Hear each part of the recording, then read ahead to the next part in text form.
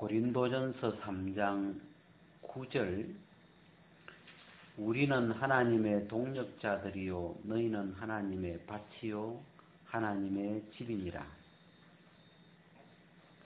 그 다음에 16절 너희가 하나님의 성전인 것과 하나님의 성령이 너희 안에 거하시는 것을 알지 못하느냐. 누구든지 하나님의 성전을 더럽히면 하나님이 그 사람을 멸하시리라. 하나님의 성전은 거룩하니 너희도 그러하니라. 여기까지만. 우리가 오늘도 이렇게 너희는 하나님의 집이다. 우리가 집이라는 주제를 가지고 우리가 조금 더 이렇게 생각해보고 그러면 좋겠습니다. 우리가 내가 집이구나. 이제 하나님의 집인데 그냥 앞에를 좀 떼고 내가 집이구나 그런 생각 진짜 안 해봤거든요. 내가 집이다. 우리가 움직이는 집이 있어요. 움직이는 집이 그냥 자동차라고 해봐요. 자동차는 움직이죠.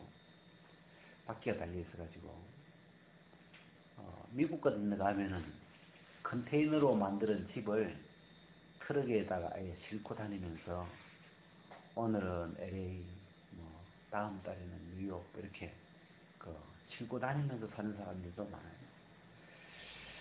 많아요. 이 집이 이렇게 있는데 내가 집이구나 이런 데 생각을 하니까 그냥 자연스럽게 떠오르는 생각이 이 집에 누가 사느냐. 왜냐면 집이라는 것은 그냥 집만 존재해가지고는 죽은 집이죠. 사람이 안 살면 그 집이라는 건 누군가 살지 않으면 죽은 거죠. 그래서 집이다 그러면 아마 집을 지은 이유가 누군가 살려고 그 안에 살기 위해서 집을 지은 건데 누가 사느냐. 이 집에 누가 살지? 누가 살려고 이런 집을 지었을까? 이제 사는 자, 그 집안에 누가 있느냐? 그래서 이제는 이제 사람이 집이잖아요. 이 건물이 집이었다가, 지금 이 말씀은 사람을 집이라고 하시는데, 사람인 우리가 집인데 이 사람 안에 사는 자를 영이라 그래요. 영. 사람 안에 강아지가 들어와서 살 수도 없고 영이라는 존재가 이 사람 안에 집으로 살 수가 있어요. 그래서 이제 악한 영이 들어올 수도 있고 거룩한 영이 들어올 수도 있고 어떤 영이 들어와서 사느냐. 그게 이제 이 집으로서 이 사람의 어떤 결정력이 누가 사느냐, 어떤 영이 그 속에 들어와서 사느냐. 그게 이제 다르죠. 그래서 이제 너희는 하나님의 집이다.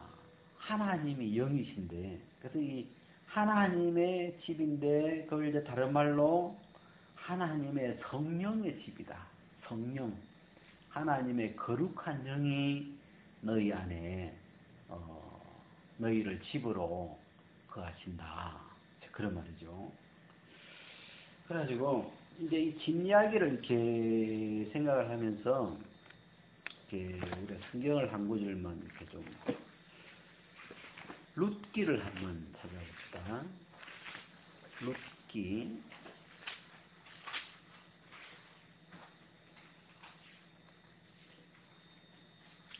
룻기 말고 어디를 보냐면 요한복음 2장을 한번 찾아볼게요. 요한복음 2장.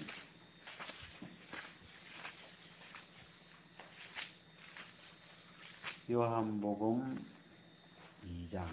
이 요한복음 2장에 보면 집이 두 개 나와요.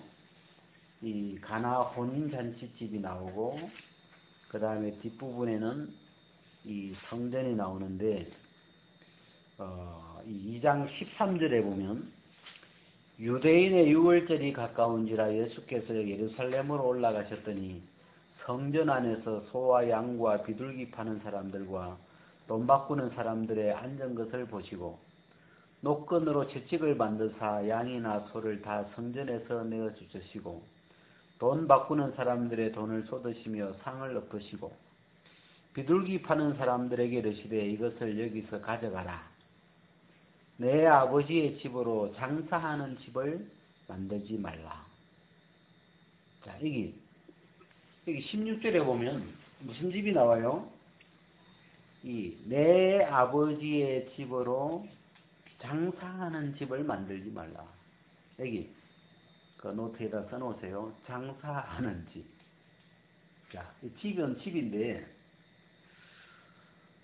장사하는 집이 있어. 장사하는 집. 가게죠. 뭐 옷가게, 쌀가게, 뭐 이런 뭐 핸드폰 가게, 뭐 이런 것처럼 상점이죠. 상점.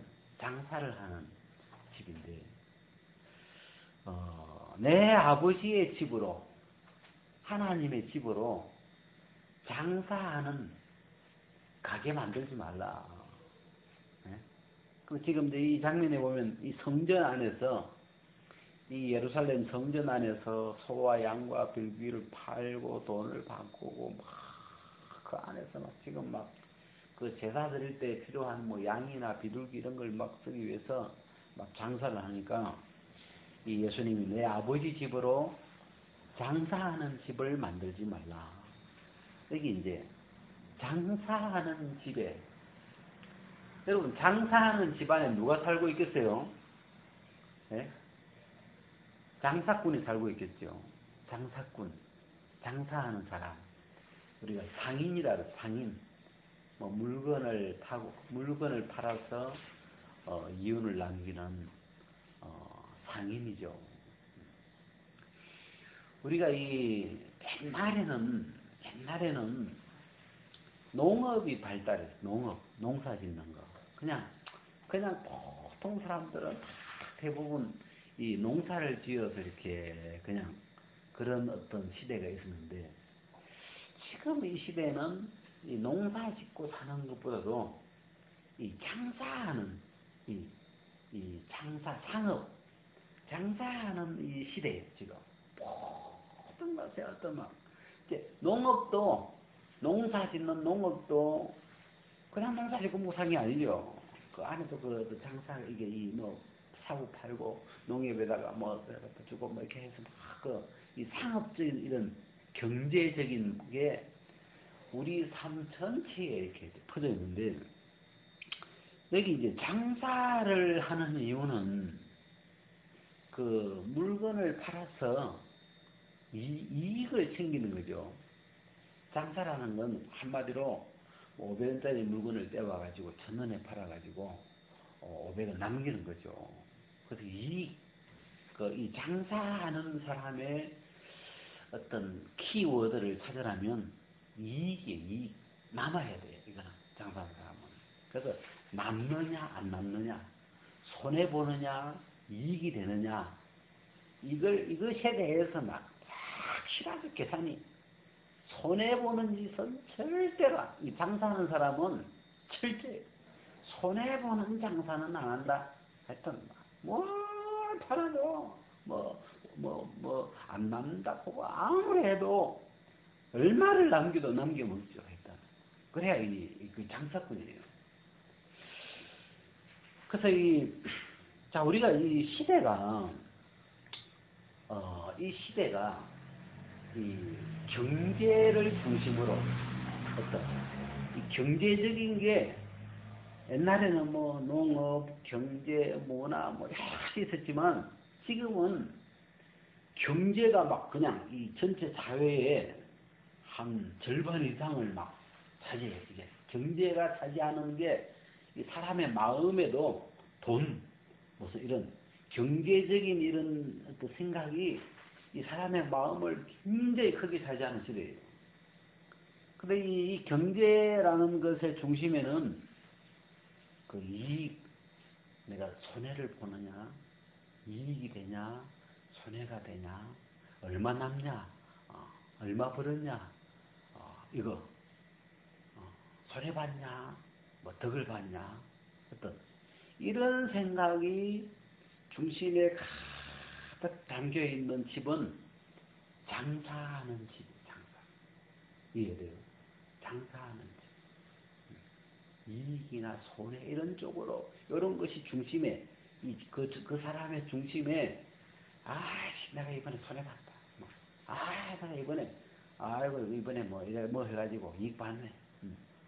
뭘 하든지 간에 그 중심에 그 사람의 중심을 움직이고 있는 어떤 그 생각이 이익 봤냐 손해 봤냐 그런 것으로 꽉 차 있는 사람은 우리가 그런 사람을 보고 장사꾼이라고 해요. 장사꾼.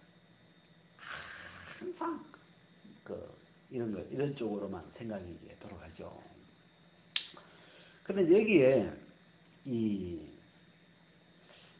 예수님이 내 아버지의 집으로 장사하는 집을 만들지 말라.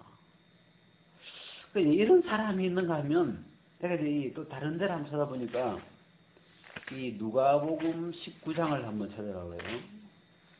누가복음 19장에 보면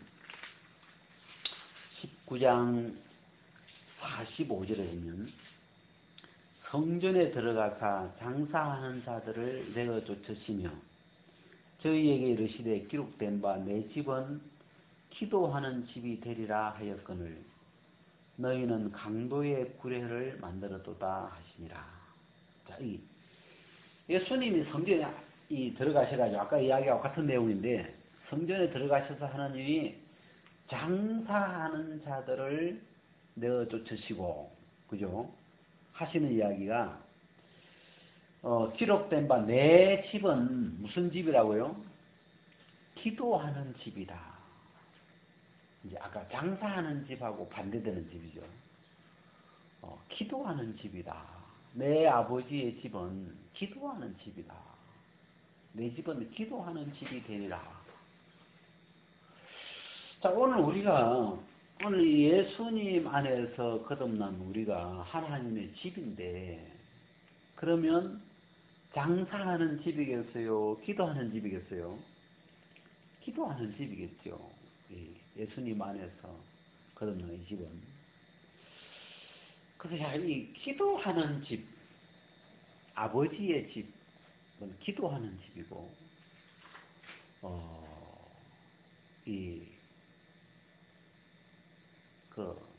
잘못된 집은 장사하는 그런 영이, 그런 정신이, 그런 어떤 영이 그 중심에 꽉 차 있는 사람.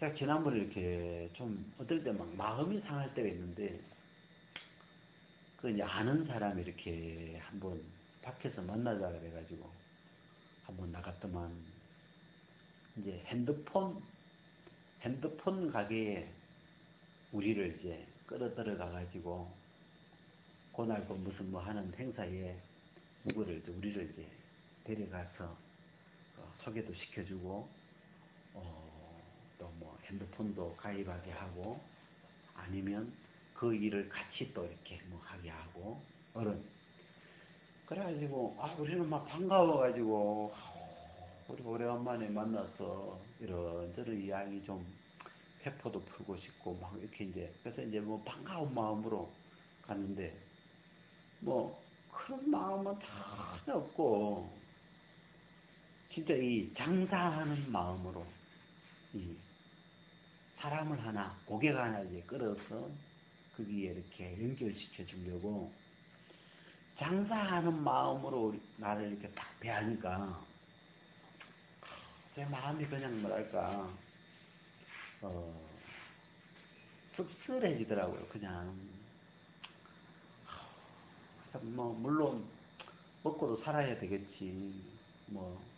먹고도 살아야 되겠지만 그래도 오래간만에 이렇게 오래간만에 만났는데 그 뭐 오래간만에 만나서 막 그 어떤 뭐 이렇게 대하고 싶은 이야기들도 있을 텐데 뭐 그런 이야기는 한마디 없이 이미 그 사람의 마음 중속이 장사로 차 있는 거예요. 그냥 핸드폰 하나 봐요. 어쨌든 그 핸드폰에 회원 가입을 시키든지 뭐 어떻게 이제 그거 하나 연결시켜가지고 그거 하면 이제 뭐 좀 수당이 나오겠죠.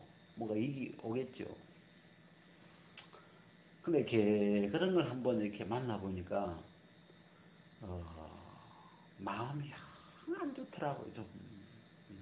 근데 나를 친구로 만나는 게 아니고 아는 사람이나 친구로 만나는 게 아니고 고객으로 내 손님 이런 장사하는 대상으로 소비자로 예? 물건을 파는 사람이 소비자를 이렇게 만나는 것처럼 이 장사하는 어떤 그 개념으로 이렇게 만나니까 그러면서 아이고 이 사람하고는 끝나는구나 뭐랄까 그 어떤 그런 마음이 들더라고요. 여기 우리가 이제 두 종류의 집이 이렇게 그 장사하는 집과 기도하는 집. 우리가 이제 그냥 우리가 이 복음은 이렇게 장사하는 그런 집을 기도하는 집으로 우리를 거듭나게 해놨다 이렇게 해놓고 지금 내 마음에 지금 우리의 마음 안에 이 흐르고 있는 어떤 영이나 어떤 정신이나 생각들이 이 기도하는 하나님을 향하여 막 나아가는 그런 어떤 마음이냐 아니면 내 이익을 위해서 뭐 손해 안 보기 위해서 뭔가 내 어떤 이득을 위해서 그런 걸 막 챙기고 있는 어떤 그런 쪽으로 발달된 어떤 그런 사고방식이냐 이게 이익 중심의 사고방식이냐 아니면 뭐 좀 손해보든지 이익 보든지 그와 상관없이 그냥 하나님을 향하여 하나님 앞에 뭐 하나님이 뭐 벌게 하면 벌고 뭐 좀 손해보게 하면 손해보고 막 그런 것보다도 하나님에게 이렇게 관심이 있고 하나님을 찾는 그래서 우리가 이 회막의 그 뜻이 하나님을 만나는 집이거든요. 회자가 하나님을 만나는 집이고 하나님이 사람과 함께 만나고 싶어서 짓게 한 게 이 회막, 이 성전이거든요. 그래서 이 성전이라는 것은, 이 집이라는 건 하나님이 우리와 만나고 싶어서 이런 구약의 회막이나 성막이나 성전이나 이런 세계들이 지금 등장하고 있는 거거든요. 근데 이 하나님을 떠나버린 이 인간들의 마음에는 이런 우리를 사랑하시는 이런 우리를 만나고 싶어 하시는 우리를 이렇게 우리와 함께 살고 싶어 하시는 이 어떤 하나님의 이런 사랑이나 이 하나님 이분보다도 우리는 그냥 그런 데서 떠나가지고 이게 나한테 이익이 되나 안 되나 이게 나한테 무슨 덕이 되나 이런 쪽으로 계산적이죠. 굉장히 계산적이고 그런 쪽으로 막 그래서 룻기에 보면 룻기에 이제 그 주인공 룻이 나오고 이제 그 다음에 이제 주인공이 보아스가 예수님의 그림자로 나오고 그래서 이제 이 룻이 보아스를 만나가지고 보아스하고 이제 결혼을 해야 되는데 보아스보다도 더 가까운 친족이 있는 거예요. 그 사람이 그 우선순위 1번인 거라. 이 룻을 받아들일 수 있는 그 어떤 권한이 더 빠른 거예요. 그래가지고 이제 그 사람한테 이렇게 보아스가 이제 가가지고 이 룻이 모압에서 와가지고 지금 다시 밭을 좀 필요하고 한데 네가 좀 물러줘라. 네가 우선순위 1번이다. 네가 이 룻의 집안하고 제일 가까운 사람이니까 네가 1번 자격을 갖고 있으니까 네가 좀 해라. 그러니까 이 가까운 친족이 뭐라고 하냐면 내 기업에 손해가 있을까 하여 내가 물으지 아니하겠노라. 지금 내 먹고 살기도 어려운데 내 밭대가리 내 밭을 반으로 잘라가지고 저 루트한테 주면 아 못 먹고 살겠노? 나한테 손해가 온다 이거예요 지금. 저 루트의 집안을 하나 만들어줘야 되니까. 그래가지고 이 첫 번째 이 자격을 가진 이 신족이 포기하더라고요. 그 하나님의 법에는 가장 가까운 사람이 그걸 물러줘야 되는, 이 사람의 어떤 그 살아갈 수 있는 틀을 마련해줘야 되는 그런 법이 있는데 그걸 무시해버리고 내가 손해날까봐 나는 내 이 권한을 다음 사람에게 물리겠다. 그 다음 사람이 보아서거든요. 근데 이 보아서는 중심의 생각이 내가 손해되냐 덕이 되냐 그런 상업적인 생각에 그런 생각에 있지 않고 하나님의 뜻입니까? 하나님이 기뻐하시는 일입니까? 내가 좀 손해를 보더라도 뭐 경제적으로 좀 무슨 좀 뭐 덕이 안 되더라도 하나님이 기뻐하시니까 내가 모르겠다. 내가 책임지겠다. 그러면서 이제 이 룻을 아내로 맞이하고 그 어떤 그 룻의 집안이 한 집안으로 이렇게 살아갈 수 있는 틀을 이렇게 마련해 주게 되거든요. 그래서 여러분 그 성경에는 크게 두 가지의 사고 방식이 있는데 육신적인 사고 방식이 있고 영을 중심으로 영적인 사고 방식이 있거든요. 근데 이 육신적인 사고 방식, 하나님을 떠나서 영이신 하나님을 떠나서 자기 육체를 중심으로 형성되어 있는 이 악한 영을 중심으로 형성되어 있는 그 사고 방식에 아마 가장 대표적인 키워드를 찾으라면 이 이익, 손해, 나한테 이익이 되나 안 되나 이런 어떤 생각이 장사하는 거죠. 장사. 나한테 이익이 되나 안 되나. 이익 되는 일만 하려고 하는, 손해보는 일은 주님의 뜻이라도 안 하려고 하는 이런 철저히 아마 이익을 하나님처럼 섬기는, 돈 버는 걸 남는 장사 이런 걸 하나님보다 더 크게 여기는 이런 게 이 육체를 중심으로 형성되면서 그게 이제 경제적인 관념인데 그런 게 지금 이 시대는 막 너무너무 커져버려. 그냥 이 사람들 속에 지금은 옛날처럼 무슨 뭐 어떤 정이 있거나 무슨 뭐 오고 막 뭐 이런 시대가 아니고 막 그냥 생존을 위해서 자기의 이익을 먼저 챙기지 않으면 이 시대에 죽는다. 막 이런 어떤 굉장히 각박한 시대가 됐죠. 굉장히 차가운 시대가 됐죠.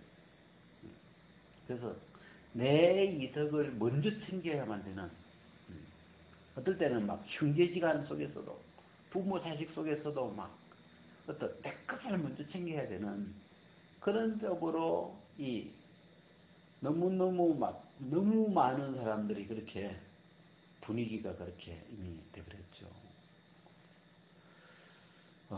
그래서 우리가 이 육체를 중심으로 형성되어 있는 그 마인드에 이런 어떤 답답한 마음을, 답답한 어떤 그런 주님의 사랑을 느끼기 어렵죠.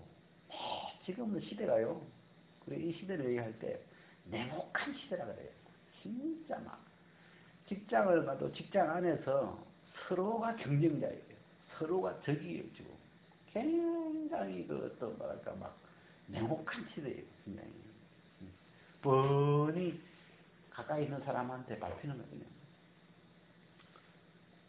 근데 우리가 이 주님 안에 있는 이 새로운 집, 주님 우리를 거듭나게 해놓은 이 새로운 세계, 새로운 사람, 이 영의 세계, 이 영을 중심으로 형성되는 이 세계는 그런 어떤 이해관계, 어떤 그런 걸 중심으로 하는 게 아니고 아마 사랑을 중심으로 또 하나됨을 중심으로 이런 세계죠. 그래서 우린 하나다. 모든 생각이 하나에서 출발하죠. 이게 우리가 하나님이 세상을 이처럼 사랑하사 하실 때 사실 사람은 하나님을 버리고 떠났는데 하나님을 버리고 마귀에게로 가버렸는데 하나님의 원수가 되어버렸는데 하나님의 사랑은 여전히 그런 원수인 우리를 하나로 여기시는 거죠. 그래서 하나님이 우리를 사랑하셔서 독생자를 주시고 우리의 죄를 하나님이 독생자에게 지워서 하나님이 해결하시고 우리가 저질른 모든 죄와 문제를 하나님이 당신의 것으로, 당신의 문제로, 당신의 일로 하나로 다 여겨서 모든 걸 다 회복하시고 해결하시잖아요. 그래서 우리가 집인데 우리가 이렇게 지금 우리가 이 시대를 살고 있는 육체를 가진 우리의 마음 안에 우리 속에 어떤 이 키워드가 내 속에 크게 자리 잡고 있을까? 그리고 우리는 지금 이런 자본주의, 특히 이런 막 굉장히 어려운 시대를 살고 있기 때문에 우리도 모르는 사이에 내 사고방식 안에 내 유익을 먼저 내 자신의 이익을 먼저 추구하는 그걸 먼저 챙기려고 하는 내 밥그릇을 먼저 이렇게 확보하려고 하는 이런 어떤 사고방식이 굉장히 당연하게 우리 속에 강하게 자리 잡을 수밖에 없는 시대거든요. 그래서 제가 오늘 예수님이 이렇게 내 집은 아버지의 집을 장사하는 집으로 만들지 말라. 내 아버지의 집은 기도하는 집이다. 강도의 소굴로 만들지 말라. 도둑놈 소굴로 만들지 말라. 내 아버지의 집은 기도하는 집이다. 그래서 이렇게 우리가 최근에 집 이야기를 계속 하는데 정말 우리가 이렇게 기도하는 집이면 아버지의 집이면 하나님의 성령이 거하시는 집이면 그 안에 이 장사하고 있고 막 그 물건을 팔고 있고 막 그 안에서 막 그러고 있는 걸 예수님이 쫓아내시는 것처럼 우리 안에 두어서는 안 되는 우리 안에 안 맞는 우리에게 이제 안 맞는 옛날 그런 사고방식을 우리 마음에서 쫓아내버려야 돼요. 버려버려야 되고 십자가에 못 박아버려야 되고 그래야 우리 속에 이 하나님의 성령이 자유롭게 역사하실 수 있고 또 하나님의 사랑이 우리 속에 이렇게 자연스럽게 거하실 수 있고 오늘 여기까지